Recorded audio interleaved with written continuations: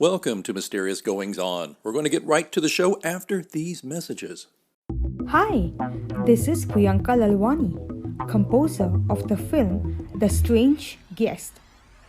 And you are listening to me on the podcast Mysterious Goings On with the awesome host Alexander Greenwood.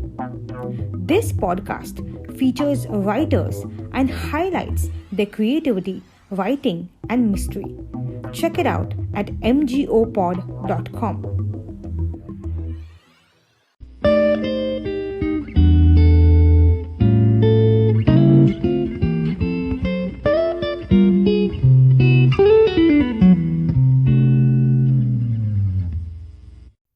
The psychological thriller is a popular subgenre of the thriller genre, and I think people must love it. I've written a little bit of it myself. Regular listeners will know that. And I'm always excited to speak to a fellow traveler when it comes to psychological thrillers. I love to hear other writers tell me how they delve into the psychology of their characters as well as the thrills and the plot and everything else. So that's why we're excited to have Henya Drescher with us today. She comes from a rich cultural background. Born in France to Polish parents, she was raised in Israel and came to America at an early age. She's always wanted to write novels, and now with Stolen Truth, it has become a reality. She has short stories published in numerous magazines, and she's a regular contributor to Medium.com. And when she's not absorbed in writing her third novel and spending too much time on the computer, her passions include lifting weights, spinning, and cultivating her large garden. She and her husband live in New York City, and she right now is living in your earbuds as she is joining us on Mysterious Goings On. Welcome, Henya Drescher. What a wonderful intro, Alex. Thank you very much for having me with you. It's my pleasure. Yes, I'm looking forward to talking with you. I'm looking forward to speaking with you as well, Henya. Has it always been psychological thrillers for you? Yes, something about wanting to know and understand people and understanding where they come from, what makes them tick. It's just something that sort of segues me into writing psychological thriller, because as it says psychological thriller, so you get into your characters' minds, and this is what I like to do. Have you written anything that's not specifically of that genre? And the reason I'm asking is I'd love to compare your experience as a writer trying to write, let's say, suspense versus psychological thriller. Okay, so my first novel, which is based a little bit on a true story and slightly, and the novel is not published yet. I'll have to go and revisit it. But it's not a thriller, since it's based on a true story. It's about a woman back in the 70s who wanted to become, needed to make a lot of money, and she didn't have any skills. So she ends up down west, and she becomes a coal miner. And in the 70s, becoming a coal miner was not a pretty thing to do, because men did not welcome her with open arms and say, we love you, kisses and hugs, and we're going to teach you. Actually, they tried to kill her along the way. They planted a bomb. Everybody got out of there. They didn't tell her. And somehow she got out of there by her skin and her teeth and whatever you call it. And she has a relationship with a woman. She falls in love with a woman.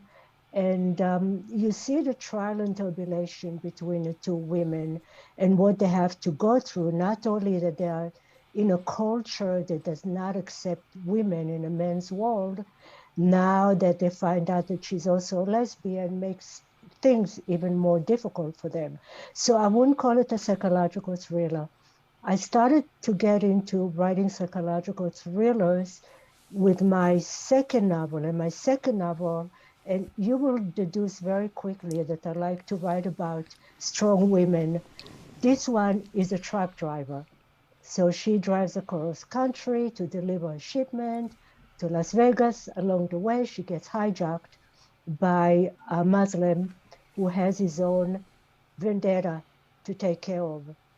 And you see the two of them sitting in a cabin for days and hours at a time.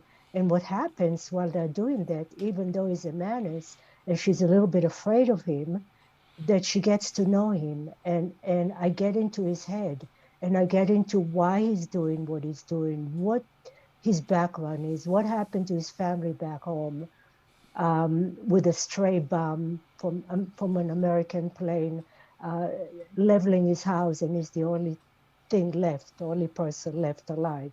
So that's when I decided, yeah, I like that. I like to get into people's mind. And given my background, I am a daughter of a survivor, a Holocaust survivor. So, yeah. So, living and being raised in a dysfunctional settings, I became very aware of my surroundings. I became aware of body language. I became aware of anything that I shouldn't say or shouldn't do because the repercussions would be lethal. And not that my parents were bad people, just that the circumstances were so horrible. My father was in Auschwitz, and he somehow survived, but he was not a full rounded person. He was a good man, but he just didn't know how to go about life. So being a watchful child and learning how to navigate my way around them, that's when I grew up to watch everybody else. And so why not put it down on paper? And that's exactly what I did. And I have a lot of fun with doing that. So this is another segue about the novel that, I'm going to discuss with you today, that actually I'm working on my fourth novel now, and of course it is a psychological thriller. But so this novel, Stolen Truth, is my only published novel. I do write, as I told you, I do write short stories, Yeah. and I write articles, and most of my articles are political material, stuff that I cannot talk to my friends about, stuff that I cannot voice, because we pretty much all stunted in one way or another. I'm not going to get political here. So I find that this is an outlet for me in the most gentle way possible without pointing fingers, is to bring my point across and tell people to look at things from a different direction. It is not black and white. There are a lot of gray shades. Why not look at the gray shades? Why not expand your horizon and read more and form your own opinion, and don't listen to one television news. Read and watch and listen and talk and listen and listen and listen and listen. Listening, I find, is my best material because this is how I get to know people. I'm not a talker, although you would never know, by the way. So actually, I'm talking about my favorite subject, so I can pretty much let myself go loose. So going Absolutely. back, yes, yes. So going back to my novel, my published novel is actually about a woman who tells us that she wakes up and her husband and a baby, a 6 days old baby, disappeared. So when she calls the police and they come to the house, they look around and they say, it looks like nobody else lived here but you. There are no clothes, no baby furniture, no baby clothing, no pictures, no birth certificate, no marriage license. We can help you. And so she's desperate. She turns to her family. They don't believe her either, given that years earlier she suffered from a false pregnancy. She believed that she was pregnant. So why should we believe you now?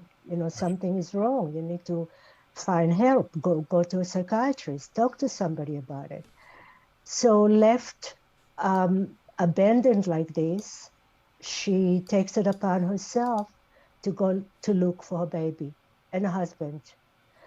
But all along throughout the journey, we don't really know whether to believe or not. So we actually following an unreliable narrator. Is she right? Is she psychotic? Is she delusional?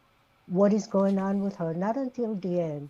So this is what I like about psychological thriller, where you take that invisible thread and you pull your readers along with you slowly, slowly, slowly, and the tension gets higher and higher until there's got to be a release somewhere, but you have to get to the end to find out what that release is.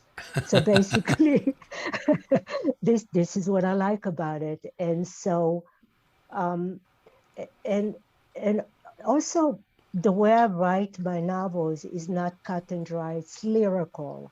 The language itself is lyrical. So I like to paint pictures as opposed to writing pictures. So I paint them. So I don't know if I told you, we actually live in New York, but since COVID, we have a house up in the mountains. It's very secluded. Oh, It's in nice. a, it's in the Berkshires, it's in the mountains. So what I wanted to do is, when I wrote this book, so this is an idyllic place. It's quiet. You hear the birds chirping in the morning. This is what you wake up to, not an alarm clock. They start at 3 or 4 o'clock in the morning, and up you are. Um, what you're hearing is the trees wishing back and forth, the wind, between the leaves, the green, the trees, the quiet, the peace. So what I wanted to do is I wanted to take that characters and place her in the middle of this peaceful place and create chaos. Nice. Yes. Interesting. I think it's interesting to find somebody who is a chaotic character, and you're putting them in this idyllic, tranquil atmosphere. Does the character desperately need chaos, and that therefore creates it, or is it something else? No, she was thrown into it, and only because of her need to want to be married, her need to want to have a family, her need to create a nice life of her own. And she actually lived in an area where I'm living because I can see it, I can visualize it, Right. I can do that, and I can paint that picture. So she did not bring chaos into it. She found herself in the middle of chaos. Interesting. Let me ask you a little bit about Stolen Truth, in particular, about the writing process for you. Does did it? How long did it take you to get it together where you were satisfied with it? Years. How Years. many years? Yes, years. I'm not a very fast writer. I'm a contemplator and I'm a perfectionist. Now, I have quite a few friends who are writers. They drum up one a year, one book a year. And I'm thinking, how is it possible to do that? Well, Yeah. first of all, they don't write in my genre. Right. Secondly, what I like to do is I like to paint myself into a corner and then get myself out of it. I like that. So how to do that, it takes a lot of thought and a lot of contemplation and a lot of maneuvering, and especially writing about stuff that I don't know. So research, and now the book that I'm writing now is even more complicated than Stolen Truth, which I can touch upon a little bit later. But so it takes me a long time. This book took me about 4 years to write. So 1 year to do the research. And that means that I found myself in a pretty dangerous area.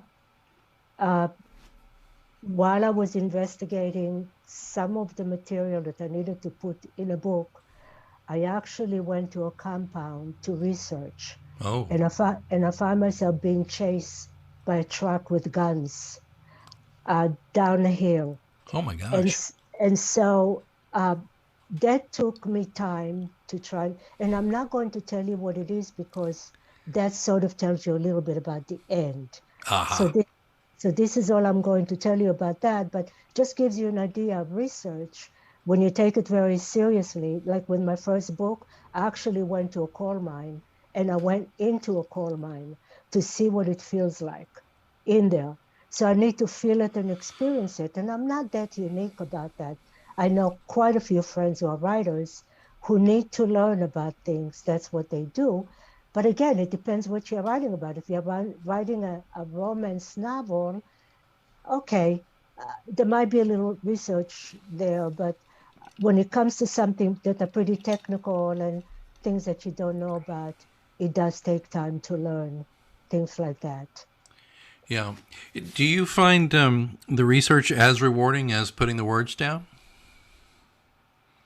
I find the research more rewarding than putting the words down. And actually, writing, for me, writing is very painful because I write about painful stuff. Yeah. And I write about the angst and the pain and the emotionality that my characters go through. But what I like the best is editing. When I edit, and I put in the scenes and the sky and the rain that's out there right now, and I describe all of it.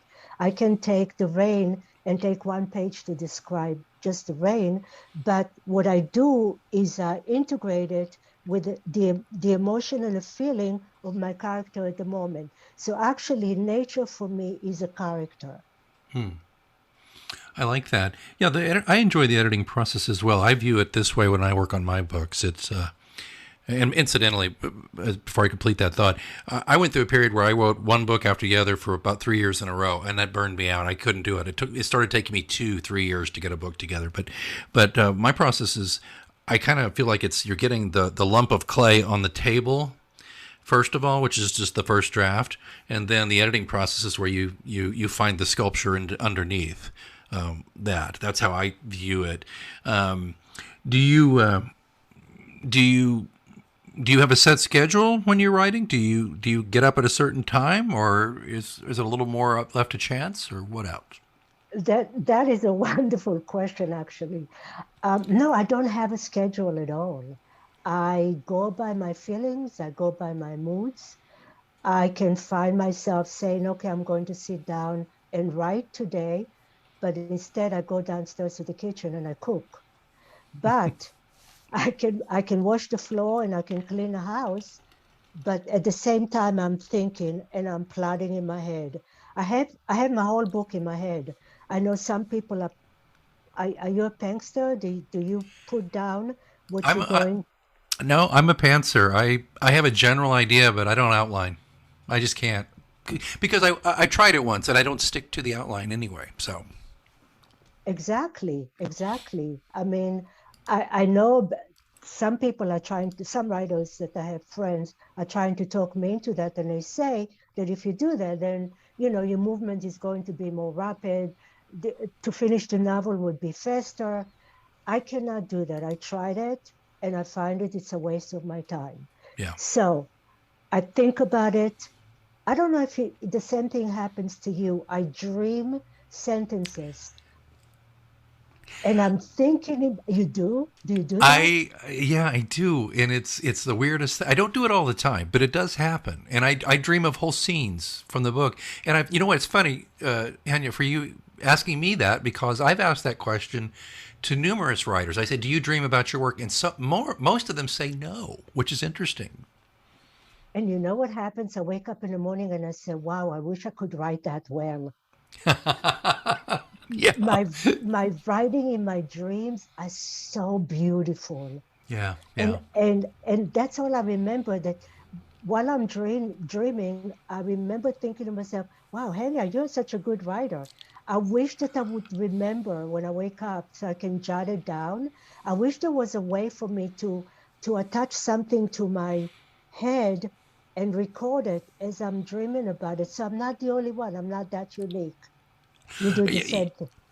you know where it comes to me as well is I'm especially during the recent lockdown. I hike a lot and walk a lot, and I do nature. And it seems by just getting out there and doing something physical, but that's not too taxing, in the peace and quiet of nature, a stray sentence will fly at me, and I'll get out my phone and I'll use the phone notes app and I'll type it in. And then some days I'll look at it later and go, what the heck did, he bought gelato on Sesame Street mean? But it's what happens. That's so funny. Yes, hiking and walking and doing some stuff that does not really involve your mind frees you and opens up, all the blockage that Yeah. most of us have a lot of the times. And the interesting thing that I was complaining to my husband this morning, I said, I really don't feel like writing today. And yesterday I didn't really write much. And his answer was, so relax, take it easy, don't force yourself. Yeah. Because if you force yourself, it's not going to come to you. So just take it easy. However, go ahead, I'm sorry. No, please. However, my situation is a little unique. I'm not doing it for the money. I'm doing it because I love reading and writing.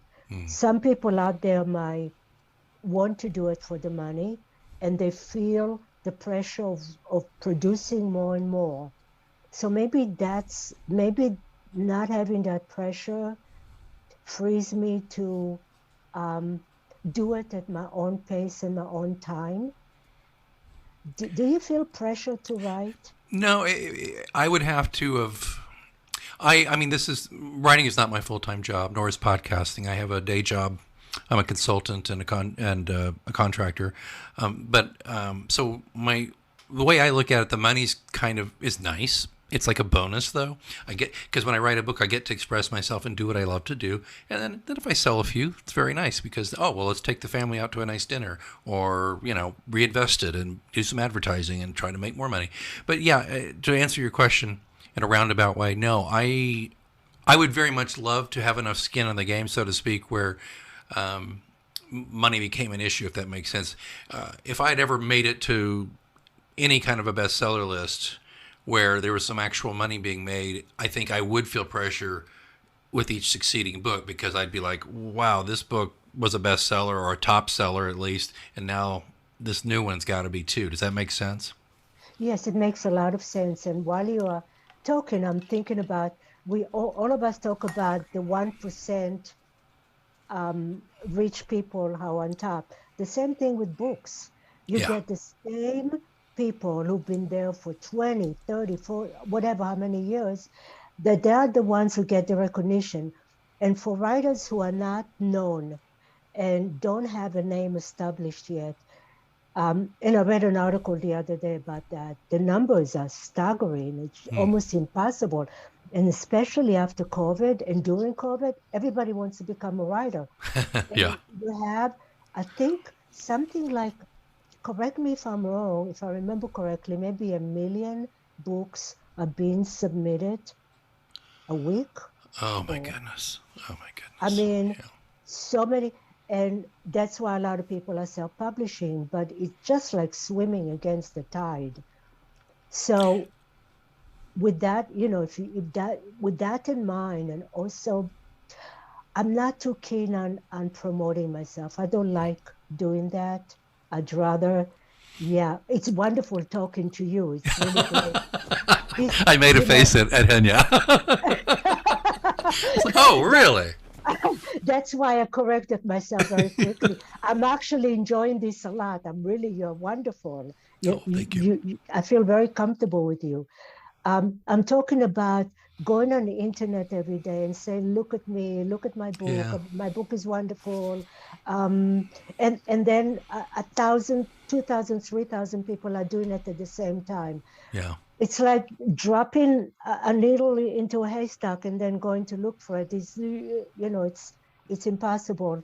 So I try to not pressure myself and just enjoy the process. I started looking at your books. Actually, I ordered one of your books. I forget which one, because I looked at your your website. Sure. So Thank I'm you. looking forward to reading it. Thank you. So Thank you. how many books you have now that you've written? There's the eighth one of my mystery series comes out on Halloween of this year. And I've also written a couple of ebooks, and I co-wrote with, well, technically co-wrote with my deceased grandfather. He wrote Westerns. He was a traditionally published Western writer for 50 years. I took one of his last manuscripts that didn't get published and finished it for him. And so I guess you could say I've got 9 actual books and then a couple of ebooks that are, nonfiction stuff. So I've got a few things out there, and I appreciate Wow. again you picking something up. I hope you like it. Yes, yes, and absolutely. So you write in a genre that is very similar to mine. Yes. Yeah. And Yes. there are overtones, Henya, in mine. As a matter of fact, because my lead character in my series has a very well, I won't give it away too much, but he has a very much an ongoing dialogue with himself, and so there's a lot of psychology in there in these books as well. But they're not nearly up to snuff to call them psychological thrillers. I just call them flat out mystery thrillers. Yeah, so my genre is a subgenre, obviously, so but what I like about psychological thrillers that they engage the intellect, Yes. literally engage the intellect. And so as an author, I go out there and uh, I I introduce characters and I build my characters to a crescendo that uh, with clues. Of course, you put clues in there Right. and just where to put them. And this is the toughest thing to do, is how much to put in, how many clues, and where to place them without giving away anything. Yeah. It's like, yeah, if you give your character a gun, you know that they have to use it. But Yeah. how many times I read a book that you give them a gun and they never shoot it? Yeah, that's that they'll think Chekhov's gun in a There you stage go. play. Yeah, if you have a gun, you better use it in the show, in the play, or in the book. Right. I agree. Yeah, that's interesting too. I the same thing. That's one thing I do enjoy about the process as well, is to go back and make sure that the clues are not too much. Like I know for a fact in one of my earlier books, I telegraphed so badly what was going to happen that people told me, well, the mystery wasn't such a big deal, but we liked the characters and it was fun. And I thought, okay. And that's when I realized, Tanya, that I'm much better at just putting, I think, okay, this is just my opinion, I'm much better at putting interesting characters into mysterious situations. And that's kind of how I write my books. So you, though, with the psychological thriller, it's a completely different outlook, because tell me if I'm right or wrong about this. I'm curious. I mean, a psychological thriller, it strikes me as there's not a lot of room for humor and lightness within those kind of stories. Or am I completely wrong about that? I find that I need to have some kind of a release where it's not all high tension. So what I do is I bring in a character who has a sense of humor. Nice. And what I like to do with that character, that it eggs and he keeps needling the main character in a way to bring certain things out of that character that otherwise wouldn't come out. Yeah. But the one thing that I don't like to do is include any sexual material in there. I will allude to it. And I like to leave enough for my audience attention. I mean, for them to try to use their own mind to build their own way of what it looks like. Right. So that kind of love making. So I like to do that. But the lightness comes in, not too heavy. So because otherwise it's too... And is your genre the same way, was very fast-paced? Yeah, Very, definitely. Yeah. Yeah, it has to move very fast, and the dialogue has to be punchy, and not "Good morning, how are you?" type of a thing. Yeah. Exactly. And mine are terribly dialogue heavy. I don't spend a great deal of time describing what people wear, or anything like that. I view my job as just keep the story moving, but I'm better at keeping the story moving through the words of the characters than I am through my narrative skills. But that's just me, you know. And I happen to agree with you. And I'm thinking because I belong to a critique group and for many, many years now. And with this book that I'm writing, they help me out and we help each other. And I keep saying, I don't know what she looks like. And I'm thinking, so what? You know how she behaves, you know how she feels. Every so often I say she takes her hair, curly hair, and she puts it back. So I do something minute Right. like that. Yeah. Since she's an intelligence officer that just got back from Afghanistan. So I dress her in, the kind of clothes that she comes back as a soldier. She still, behaves like a soldier. She still carries a gun. Yeah. So this is how I like for my readers to look at my characters through, how they behave. Maybe they wear fatigue, pants. So that immediately shows you that she's tough. Right. Carries a gun, she's tough. But no, not stuff like that. Not what people wear. Yeah. No, I'm with you on that. One thing I've worked on too is to make sure that when he solves a mystery or survives a situation, that often it's not always it's either through his wits, or just it could even be by luck, because that's real. That's real. I mean, sometimes we just get out by the skin of our teeth just because we got lucky, and that happens to my guy a couple of times. But one thing I'm really cognizant of is that he's kind of an everyman, and he's very flawed in his own way. So I don't build a lot of gunplay with him. He's used a gun here and there, but he's more likely to pick up a gun and miss if he's going to shoot something or someone. I think that's more realistic and more fun. I've never been interested in writing like a real superhero type lead character, if that makes sense. I'm not saying that about yours, by the way. I just I mean, hear you. yeah, I want to write. I think to a degree I probably write a guy who's similar to myself, to be honest. But no, he doesn't lack courage, but he does lack the skills that somebody might have from a different background. So, but I think that's interesting too. That I feel the same way about sexual content. I mean, there is some in my books, but I'm not wild about writing, every detail of the sex act into the story. I like what you said. I like to allude to it, and I think people use their imagination the same way they could use their imagination about how my characters look. I'll do this one thing, Henya, and then I'll stop talking for a second here. Sorry. You got me excited about this, so I'm here I go. But I do Alex, I enjoy listening to you. Oh, well, thank you. Well, hopefully the audience does. Okay, so I do assign at least one physical characteristic to every character. So, for example, one character, her name's Kate. She's got dirty blonde hair. And a nice caboose. She's got a nice rear end. Okay, those are the things that you know about her. You can fill in all the rest of the blanks, right? But my lead character, John Pilot, I really never describe anything. You get the feeling he's a Caucasian male who's approaching 40. That's about all you know about the guy.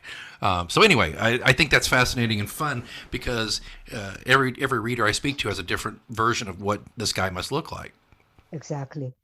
And there's so many other ways to show what a person looks like. For instance, two characters get together. She's looking up at him, or he's looking down at her. So or even with two women, one is tall and one is short. There's so many other ways of doing it. Yeah. In a roundabout way. So readers are very smart. We don't have to feed them with a spoon. Readers like to be detectives. This is what's so interesting about our genres, is that we engage the reader, but we also bring them in and we invite them in and say, okay, come with us and try and solve it with us. Right. So they become an active reader as opposed to, okay, I'm going to go to sleep now. It's enough already. Yeah. What about okay? And I know we're getting close on time, but I've really enjoyed the conversation. I'd love to ask you just a quick question though about your short story writing. Is it short fiction you write, or is it just essays and things, or do you actually write some short fiction as well? I wrote quite a bit short fiction, and a couple of them from Israel, showing what happens when a bomb went off, short stories like 2 pages. But right now, what I enjoy, and I had quite a few, and I wrote about my family, which was published in a couple of magazines. But what I like to do now is when I say, wow, I don't really feel like delving into, and it's just too complicated now, and I need to get a break from it, is I write on medium.com. I'm sure you heard of Medium. So I do too. Oh, you do too? Okay. We have to, I'll look for you. I'll find you. Yes, so you'll know exactly what I'm talking about. Now, what I like about medium.com is that it gives me a time off for my novel. Yeah. And it gives me instant gratification, which we don't get from writing a novel. This is instant gratification. So I don't feel depressed. I have a tendency to go in that direction every so often. So then I go into that and I put it on Medium, and I have a lot of people that follow me, and I follow a lot of other people, and I get that, interaction. So I feel so good. I say, okay, now I can go back to my book. Absolutely. I'm the same way. And I'm exactly the same way. And I'm looking forward to, this book is, my latest book is in the hands of my editor. I have a developmental editor who's looking at it now, and he'll turn it back to me in a couple of weeks, and I'll make the changes and polish it up and then send it off to my copy editor. But in the meantime, I'm sitting here thinking, twiddling my thumbs and feeling a little uncomfortable, like I need to write something. So I've written some stuff on Medium, and I'm also going to work on some short story stuff, just a kind of a palate cleanser, mental palate cleanser is, I think, what we're both talking about here. Well, Henya, I've really enjoyed speaking with you about Stolen Truth and about your process and about all your fascinating life, and how you have managed, if I'm reading between the lines appropriately, how you've managed to take a traumatic childhood to a large degree, and you've developed some ways to navigate life, obviously, as people who suffer childhood and trauma do, but also you've managed to make it a very sharp tool in your writer's toolbox. Thank you, Alex. I've really enjoyed talking to you. I've enjoyed speaking with you. Oh, thank you. Well, I'm so glad that you joined us in Stolen Truth. There'll be links in the show notes at mgopod.com. Henya, I didn't even ask you this. I'll put the link in the show notes, but it's henyadrescher.com, correct? Is that where we go? Yes, correct. Okay. We will go there, and I will put her other links for you at mgopod.com in the show notes. And again, the book is Stolen Truth, and the writer is Henya Drescher, and she is also the recipient of a Please Come Back with Your Next Novel invitation. Thank you very much, Alex. It was such a pleasure speaking with you.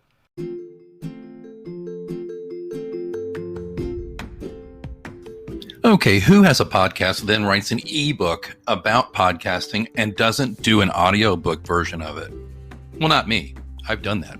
In fact, I'm very excited to tell you, dear listeners, that the podcast option, my recent top-selling ebook on podcasting, my journey through 15 years as a podcaster, broadcaster, host, guest, and observer, is now an Audible audiobook. It's really, really, really exciting for me to be able to present this to you through Audible, which is available on Amazon.com, where the ebook link is as well. And in this fast listen, my experience comes to you through stories, practical tips, and advice from my hundreds of hours as a guest, producer, podcast host, and more. And the podcast option, if I say so myself, is mandatory listening for those new to podcasting, and it should be a welcome addition to veteran podcasters' library. So check out the podcast option read by yours truly, Alex Greenwood, or as they say there, the J. Alexander Greenwood, because That's my pen name, and that's a long story, which if you dig through my podcast, eventually you'll find out what that means. But the point being today, the podcast option is available now as an Audible audiobook. I've got a link in the show notes to make it easy for you. Please do me a favor, go get that audiobook. Or if audiobooks aren't your bag, there's also a link for you to get it as an ebook. Again, the podcast option. I certainly hope you will choose it.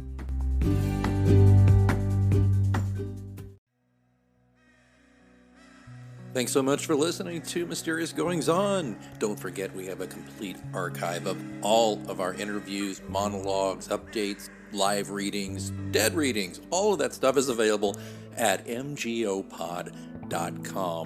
And of course, don't forget to subscribe to us so you never miss an episode. We're on Apple Podcasts, Spotify, all the usual suspects. Please join us there. Again, don't forget, mgopod.com also has links where to find me on social media and how to get in touch in case you want to be a guest here on the show. Well, I think it's time that I move on for this week, but until next time, keep reading.